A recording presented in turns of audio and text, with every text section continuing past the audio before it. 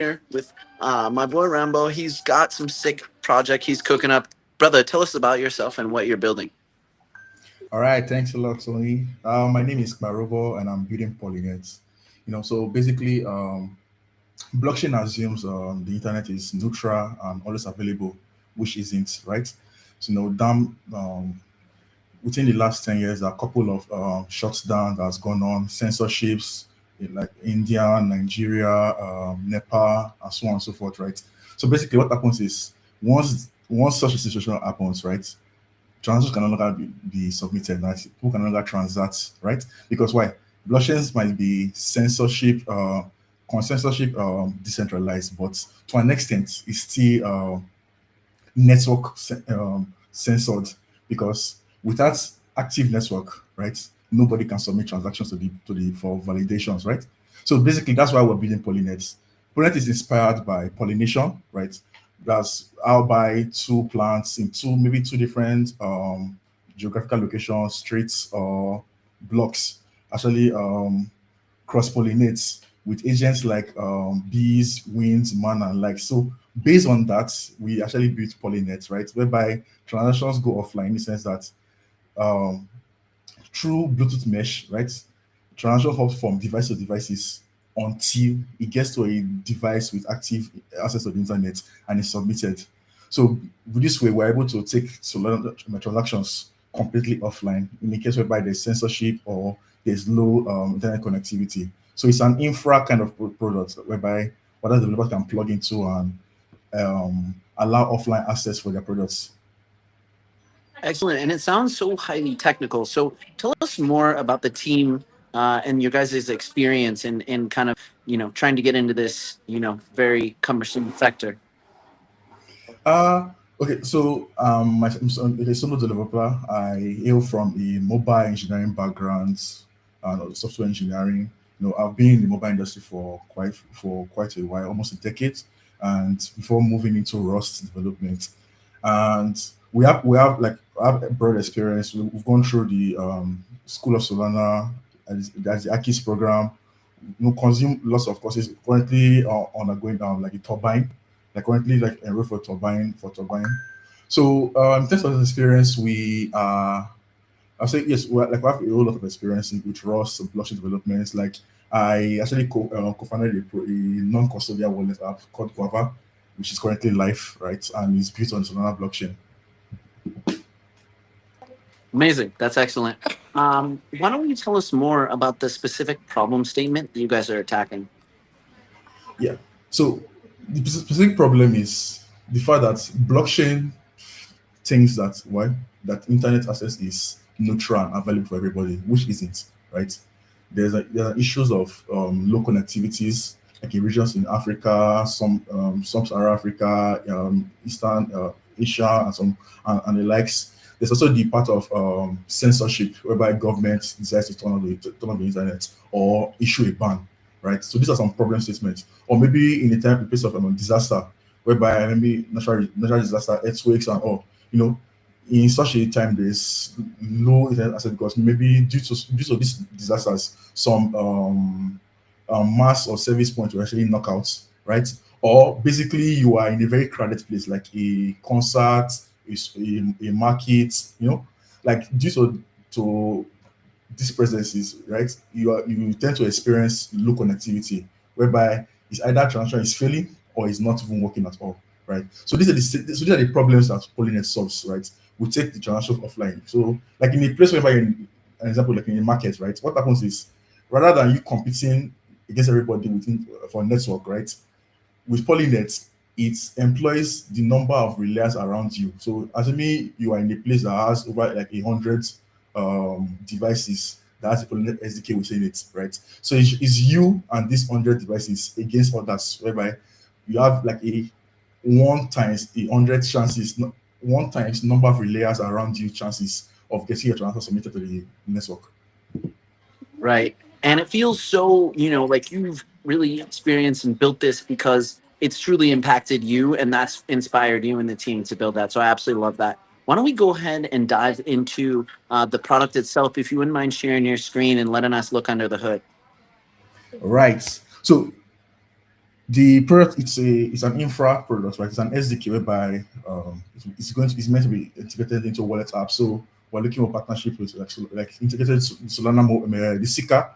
So what it means that every Sika device becomes a potential relayer. Oh, your screen Phantom isn't your wallet. screen isn't sharing, by the way. Oh, okay, okay. Yeah. Let me Try that see. one more time. You get it. All right.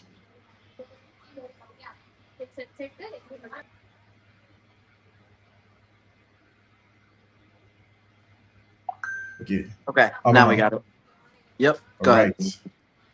So Polynet is an infra project, right? So what it means is it's going to go under the hood of existing wallets, Phantom, Jupiter, the Sika Mobile. So it turns every devices into a potential relayer, right?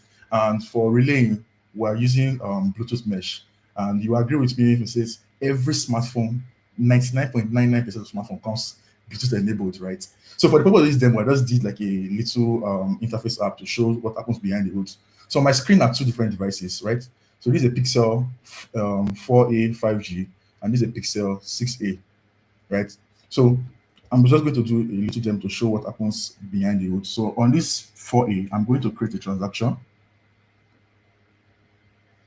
So the SDK also has support for mobile wallet adapters.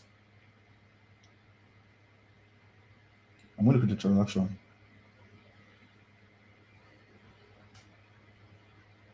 Okay. So you're connecting your wallet right here. Yes, I went to the app. Okay. Excellent. Okay. So one interesting feature that the Solana comes with is nonce accounts.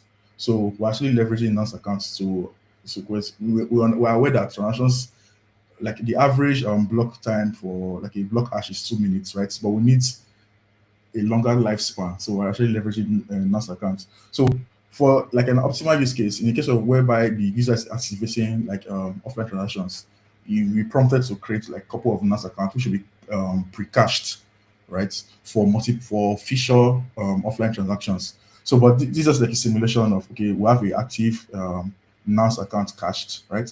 So with the SDK, I'm going to create an unsigned transaction. You can see. Okay, let me switch to my console. Yeah, I mean that's so freaking phenomenal that you can do it offline. I mean, I'm thoroughly impressed. Unreal. Let's see if it actually comes through because this is insane. All right. Has anybody else done this before? I was curious. Not entirely to this extent. I think I was researching while I was researching it, I came across Grass.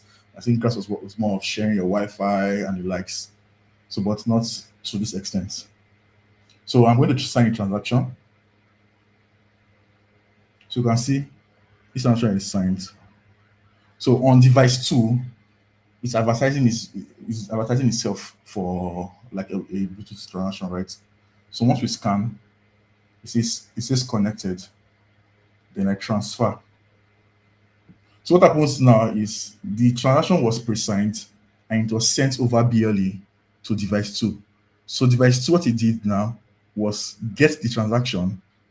What happens is get the transaction because it was fragmented. It was fragmented into bits. So the device 2 gets the transaction, reassembles it, decompress it, convert like to form back the entire transaction, then submits it to the blockchain for the user. We can see the signature. Let me quickly switch to my PC. So we can see what happens here is this is signature for transaction that was submitted, right? Wow, amazing. So let's verify this on SoulScan.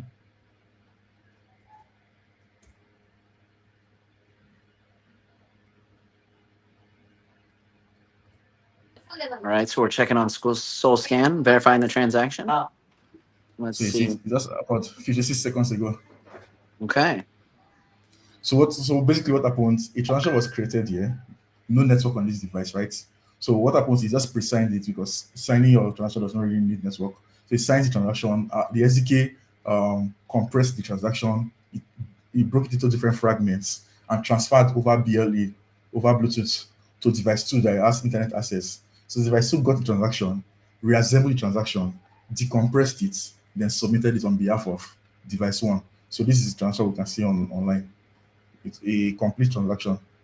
So what it means that this person, Vice One, just did a transfer of 0.1 so, right, without internet to a wallet, or 0.01 so without internet to a wallet, and it was submitted with Vice 2 over That's Bluetooth excellent. transaction. And I this technology being able to actually achieve this is truly phenomenal. But tell us more about the business use case and some of the other types of use cases that you're seeing people utilize. Yeah. So for the business side, we're going to have it like, but it's open source, right? So we're going to have a community edition whereby Oh, I think your phone is developers, ringing. Sorry, I think your phone is ringing. There you go. yeah, Yeah, so you were saying about the business use case. yeah. So Polynet is open source, right? So Polynet is open source, right? So, but there's going to be a community edition for other developers to actually utilize the products to build something cool, right? Then for the businesses, we're going to have likes of major projects like Phantom, Jupiter, and likes for them to provide offline first features to the users, right? So I'm going to come about like I'm going to have like an enterprise edition whereby for them to actually utilize the SDKs, right? They actually have to go like subscribe to the like a plan. We're going to be issuing our token, so we're going to be spending our token like the polling token and all for those use cases. Okay, amazing. And tell us more about this token that we have coming up and what that will mean for both the product and the community. Yeah. So for the products, right, we're having a token, right? For the community, what it means is people are actually going to earn relayers. It's going to be a means for people to earn, whereby as your devices release more transactions, especially earn more tokens, right? So the beauty of this is it happens behind the scene, right? You don't really need to interact with it. So assuming let's in use case where we think Polynet is integrated into the Sika mobile, right? And you have your offline transaction turned on. So what it means that your Sika mobile is a potential relayer for Polynet offline transactions, right? So any transaction that goes through your Sika, right? You actually earn on that. So it's like you're earning passively just having a Sika mobile. Why? Because Polynet is running behind the scenes, and it's low energy, right? So you don't have to worry about your battery consumption, your battery usage, and all. So you're earning passively because your device is doing like a relay, device-to-device relay behind the scene and submitting to the network. Too long Okay, something. excellent. And tell us about the product roadmap. Where do you foresee the product going next year? So for next year, well, I can see us going more mainnet. So, but before then, we're going to be going like early Q1 of next year. We're going to be going test net, right? We're going to be going like on the dev nets, doing like a very concise test, like multi-device hopping, with not just two devices now, with multiple devices over a large space. So then after that, we're going to be moving to the mainnet fully. Then what it means for developers that developers can then come on board the projects. They can actually contribute, make use of the SDK in build cool stuff with it. Whatever they can imagine that it can do for them, right? That's what it is next year, right? So we're going to Love honestly, it. yeah. Cool. Well, where can we find out more information about you and how to utilize Polynet? Yeah, so you can go on polynet.xyz, right? So polynet.xyz. So on polynet.xyz, we have the white paper, right? It's really concise about the SDK, the architecture, and the mesh, how it works. We also have our repo. It's open source, so you can go through the codes, pull, fork the repo, go through the codes. You can actually contribute to the projects, and you can join our Telegram community. So on our websites, we have the link to our Telegram community there, polynet.xyz.